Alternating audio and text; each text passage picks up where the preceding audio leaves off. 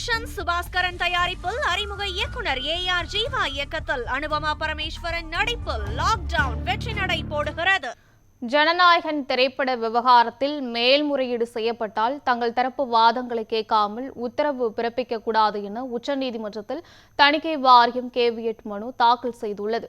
தாவேகா தலைவரும் நடிகருமான விஜய் நடித்த ஜனநாயகன் திரைப்படத்துக்கு உடனடியாக சான்று வழங்க வேண்டும் என்று சென்னை உயர்நீதிமன்ற தனி நீதிபதி பிறப்பித்த உத்தரவை ரத்து செய்து உயர்நீதிமன்ற அமர்வு ஆணையிட்டது. மேலும் ஜனநாயகன் திரைப்படம் தொடர்பான வழக்கை தனி நீதிபதி மீண்டும் விசாரிக்கவும் உத்தரவிட்டது.